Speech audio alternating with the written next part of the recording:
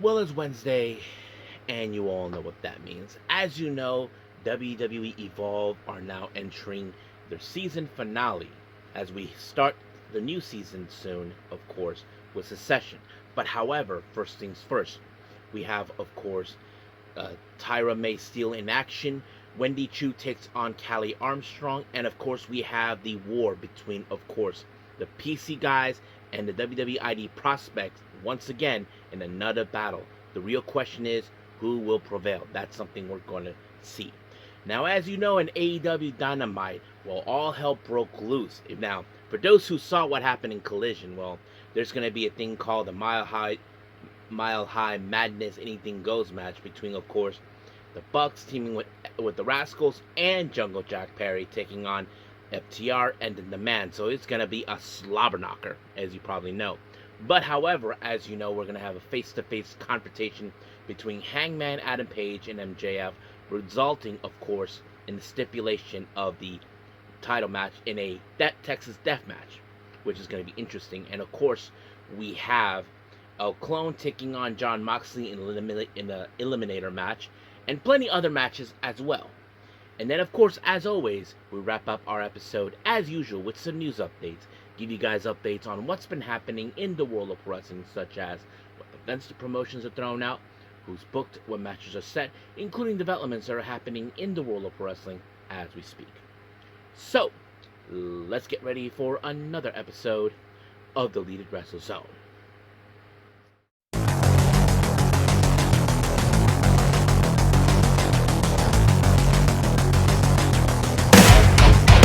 Are you ready? Get up, get up! Get up, get up! Get up, get up! Get up, get up! Get up, get up! Get up, get up! Hey everyone, welcome to the Deleted Wrestle Zone. All things that is pro wrestling with AEW, NXT, New Japan Pro Wrestling, TNA, the National Wrestling Alliance, various promotions, wrestlers, matches, and championships. I am your host, J-Rod here. So, if you are new to the channel, welcome. This is a channel we do a lot of pro wrestling reviews from various promotions, not only here in the United States, but also in Japan, Mexico, Canada, Europe, the UK. In the world, wrestling is not as big, but it continues to grow. We also, of course, do discussion videos, talk about various topics such as the wrestlers themselves, the promotions, factions, storylines, whatever we want to talk about. We also, of course, do more news updates. If certain information is unable to be on this episode, we can either put it on the next one or on a separate video by itself. We also, of course, do real-time news updates to keep you guys on alert if something has happened in the world of wrestling that needs to be addressed ASAP. We also, of course, got the Nagi Sayaka Watch and various other cool wrestling content as well. So if you like what you see, please subscribe to us and click on that subscribe button. You'll be getting a lot of daily reviews and other cool wrestling content as well. But if you like this episode, please give us a like on the like button or a nice comment in the description down below. Now, enough of the jibber jabbers, let's get to it. So, let's begin with WWE Evolve.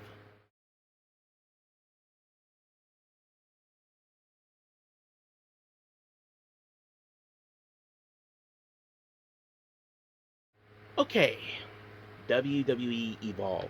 As I said earlier, season finale. So basically, this is the end for this season. We'll begin the new season shortly. But however, we still got some unfinished business. So it opened up, of course, with the PC guys, Cam Hendricks, Braxton Cole, and Riggins, of course, talking about their upcoming match. However, they haven't heard anything from Drake Monroe. As you know, he has nothing to do with this war between the PC and the ID guys. That's something that he feels like it's a load of crap. But however, they were able to get a guy named Cyrus to join. Now, I don't know much about this guy, but it seems that he is the latest person to join. So we'll find out more if there is new information coming from him. Now, our first match, we have Tyra May Steele taking on Zina Sterling. I have heard this name before. She's from Ukraine, if I'm not mistaken. But yes, But I kind of had a feeling that this match was definitely going to end with Tyra May Steele. I mean, she's well recognized, a gold medalist Olympian, that sort of thing. But she was able to defeat Sterling with the German suplex, and just like that, 1, 2, 3, it was over. But however, she did stated that this match, well, is kind of like one of those easy matches that she can do if she had her eyes closed. But she did stated that she will watch, of course, the match between Kendall Gray and PJ Vasa for the Women's Evolve Championship. So she'll be keeping an eye on that. Now, speaking of the Women's Evolve Championship, our first inaugural champion, former champion Callie Armstrong, takes on Wendy Choo. Now, this whole thing happened about a couple of weeks ago. Now, as you all know, before this mess, Callie Armstrong lost the WWE Evolve Women's title to Kendall Gray, but at the same time, when she came back, she was having a bit of a funk, losing matches left and right. So she had no idea what to do. Now, Wendy Choo tried to be nice to her, trying to tell her, look, I was in that same position as you, so I'm offering you therapy. And of course, Callie kind of punched her. So that's where this match leads. Now, of course, many of us would have assumed that Callie Armstrong would have lost, but she was able to apply the Callie connection onto her, and just like that, 1, 2, 3, it was over. Now, our next match, we did see, well, not the next match, I mean, of course, but as we head to the main event, of course, we see the Vanity Project prepping for, of course, the main event. They were joined by the other guys of the ID program, of course, Sean Legacy, Aaron Rourke, and Mike Cunningham. So basically what is happening is that they're trying to say they need to keep this whole thing alive in order to give guys like themselves the opportunities. As you all know, that's the whole point. So we had, of course, Brayler and Smokes joining Legacy, Rourke, and Cunningham for this matter. Now, we did see a bit of a video promo from Harlem Lewis. Well, let's just say he's not happy with the result of what Brooks Jensen did. As you know, Harlem Lewis's true mission is to obtain the WWE Evolve Championship. However, he doesn't care about this whole PCID war. He said he can let them destroy each other, but the only thing that matters is the title. But Brooks Jensen tried to derail them. But right now, of course, Harlem Lewis is going to deal with them one way or the other at Secession. But he told them this that was interesting. He said, I think the problem is that you didn't try just to stop me. You're afraid of me. You're scared of what I'm capable of. And maybe so. People aren't afraid that guys like Lewis is a major threat. So we'll see what happens. Now, before our main event, we had our special guest referee, Tate Wilde. Now, as you all know, Tate Wilde mentioned a week ago that he was going to be the special guest referee due to, of course, dirty tactics coming from the PC guys. So he tried to lay down the law as the sheriff inside the ring. So he got his hands full. Now, we did see Legacy, Rourke, Cunningham, along with the Vanity Projects, Smokes and Baylor in tow, along with Jackson Drake. But however, the real question is, who are joining? We just saw Cyrus join Riggins, Cole, and Hendricks. Who was the fifth person? Well, it's the same person who caused all kinds of hell, and that is Kiana Carver. Now, of course, you would have assumed that all hell was going to break loose. Yes, I mean, look, Tate Wilde did everything humanly possible to make things normal, try to keep things in line. But of course, things keep getting hairy and hairier. But in the end, of course, it was Aaron Rourke with the Over the Rainbow onto Cam Hendricks, and just like that, 1, 2, 3, it was over.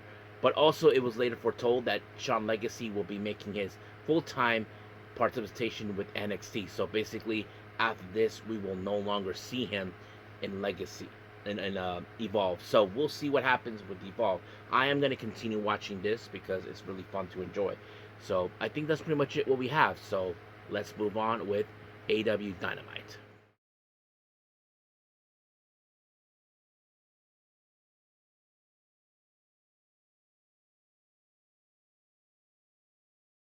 Okay, AEW Dynamite. Now we opened up with the Eliminator match for the AEW Continental Champion. Now keep in mind, this is not a title.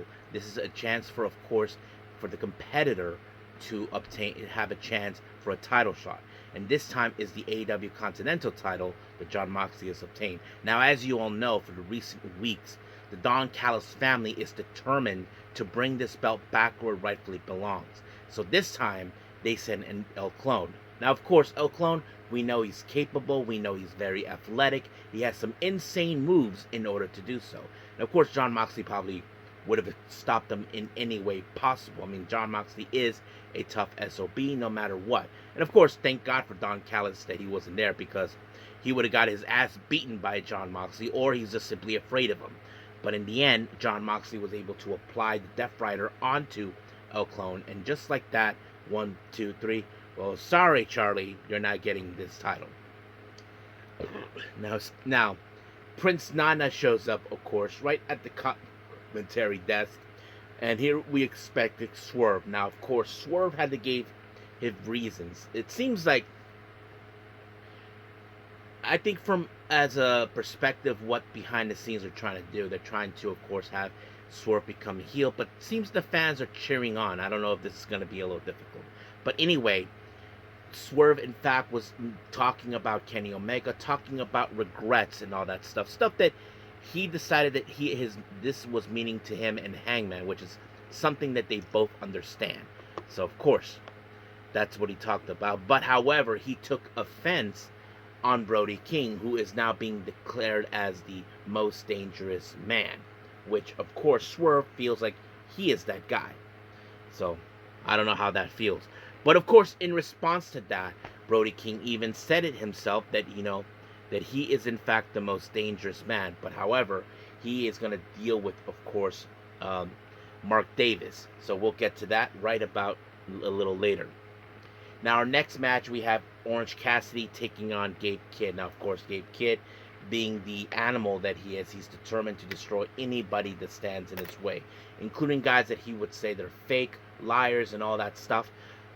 Orange Cassidy tried to pull up whatever he has in his arsenal, but it was just way too much until, of course, Gabe Kidd took it a little bit further and eye gouged Orange Cassidy. Then he applied the power driver, and just like that, 1, 2, 3, it was over. And then, of course, there was a beatdown coming to Orange Cassidy with the arrival of Clark Connors. And thank God Darby Allin showed up. He didn't come alone. He brought in his little skateboard with thumbtacks in the back, which is going to hurt as hell. And that's the thing that, of course, you don't want to be around. So sooner or later, Gabe Kidd and Darby Allin will meet again.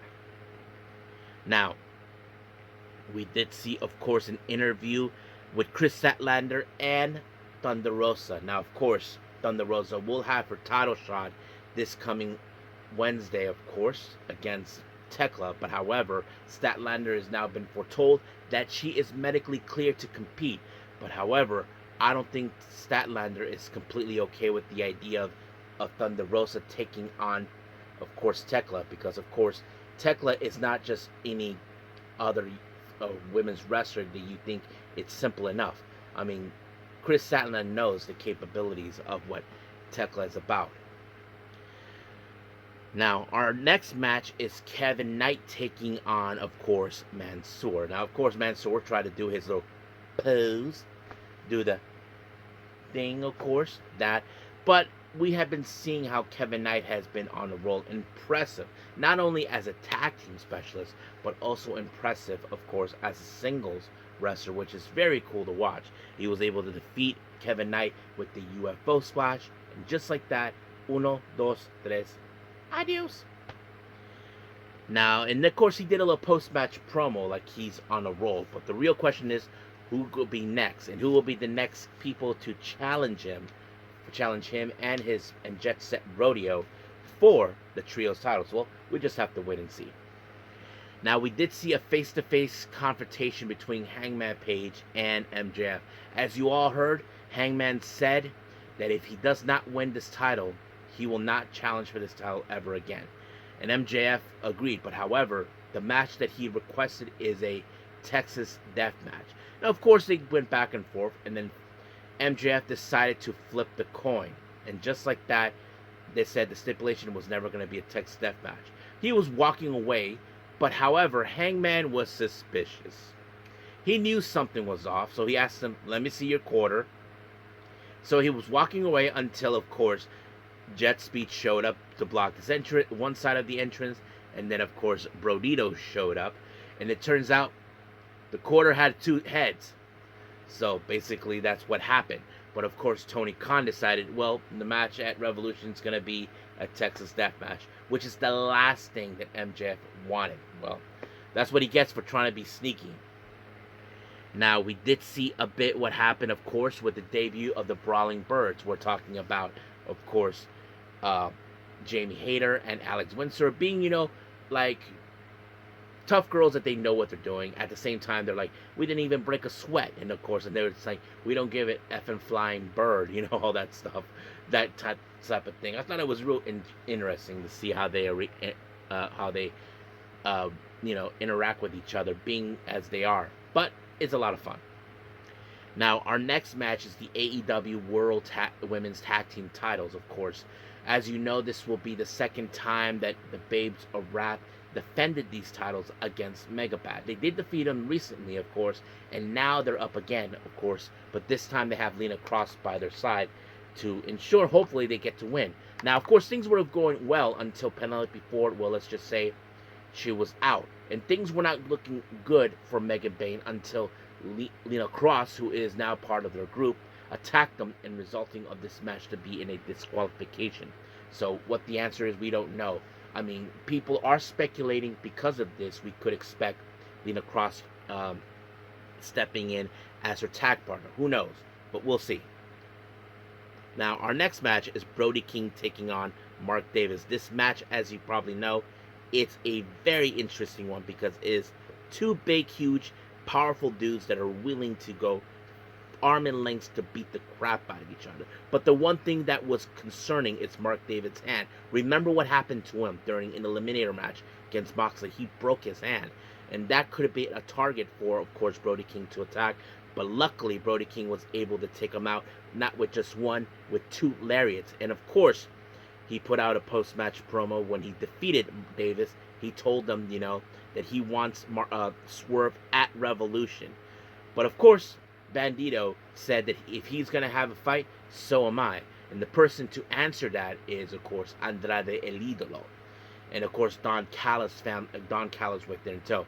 I know that Don Callis had issues towards Bandito in the past, but I would not be surprised if this is about the ROH World title. That's something that I know for a fact that Don Callis wants. He wants all the gold to show the entire world that the Don Callis family are the most dominant group. So we'll see what happens. Now, speaking of the Don Callis family, we did see Kyle Fletcher talking about, of course, Tommaso Ciampa, claiming that he is not going to let him take away this belt away from him. And of course, Okada, as pleased knowing that Kyle Fletcher regained the belt. Now things can go back according to plan. So we'll see what happens until then. So yeah. Now our main event is the Mile High Madness Anything Goes match, of course. Well, Jack Perry came out until he was brutally attacked out of nowhere, ambushed from the FTR and the Demand, and everything went haywire. The Bucks, Rascals even show up. They were using all kinds of plunder. Not to mention that Weasel, Stokely Hathaway, showed up and tried to be a weapon, And then, of course, Myron Reed showed up to give out the opening hand. But all hell broke loose. We saw a super kick party taking place. But, however, what's his name? Ricochet was the one who ended up being taken out completely. Of course, when there was the BTE trigger, then a knee strike by Jack Perry, and just like that, 1, 2, 3, the Bucks, Jack Perry, and the Rascals won the match. Now, I would not be surprised if Jack Perry issue a challenge for the AEW national title at Revolution. That's something I think it could happen. But the real question is, will it be? Well, we don't know. Because I know Ricochet is trying to pass this, but it's not over until the fat lady sings. So we'll see what happens until then. But for now, we're done with reviews. Let's move on, of course, with some news updates.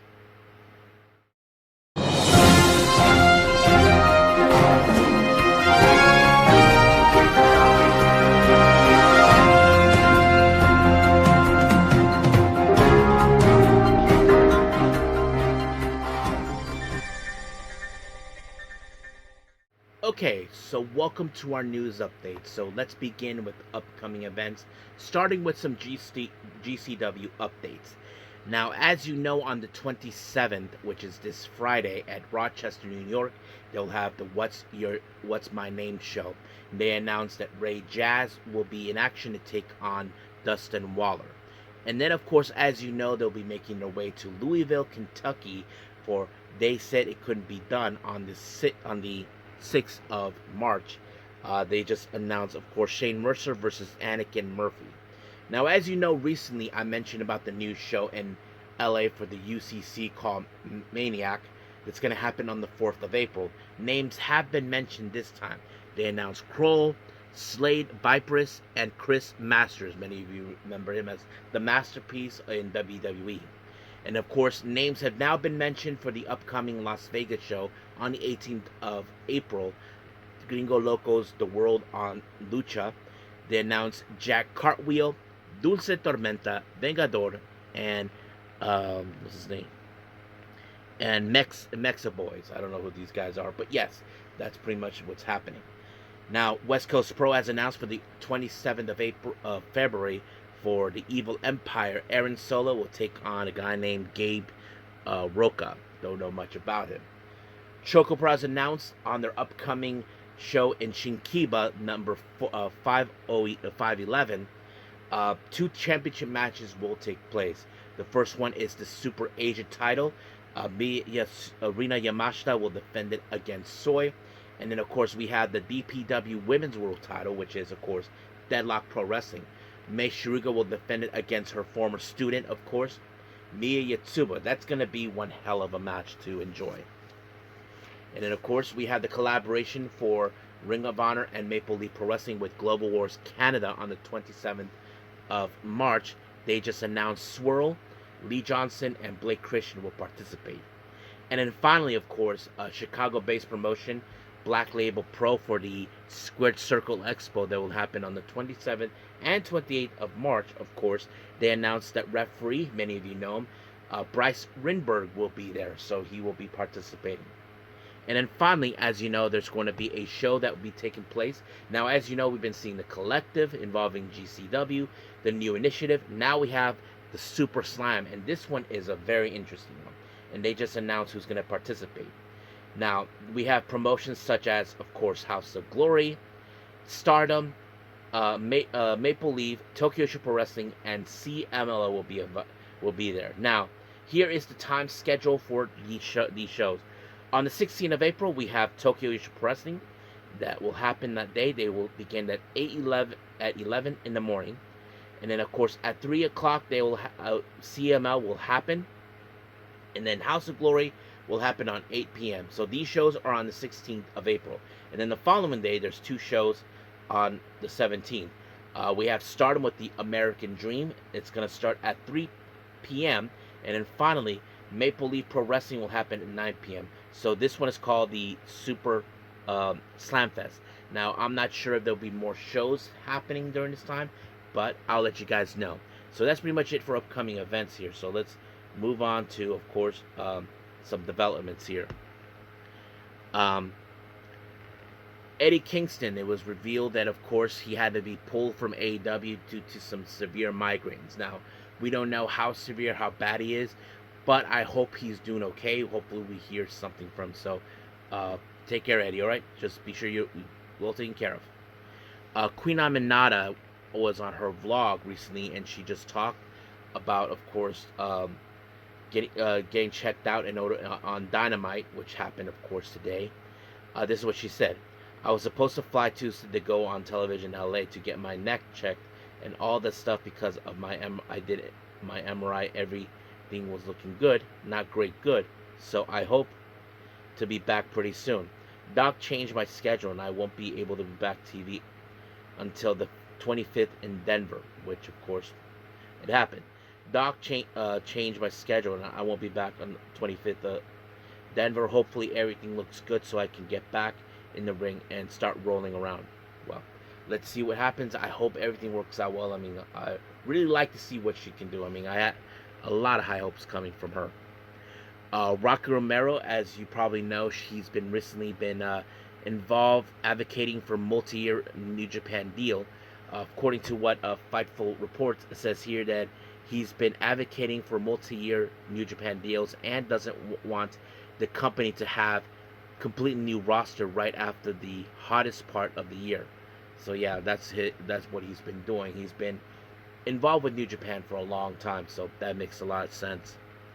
CML has announced, of course, two new wrestlers making their way um, to make a debut. We have uh, Keira and Gara de Negra, formerly known as Hija de Gatubeta. They'll be making their debut soon, I believe. Yes, on the 6th of March. I think it's in Arena, Mexico. Hopefully. But yes, these are the latest acquisitions that will happen soon. Um, as you all saw what happened, Penelope Ford got hurt. Yeah, it's legitimate hurt.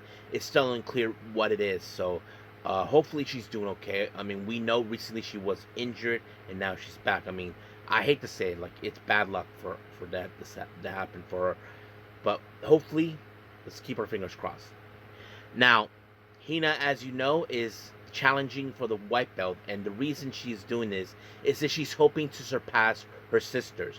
As you know, Hanan, who is the eldest, and then there's her twin sister Rina.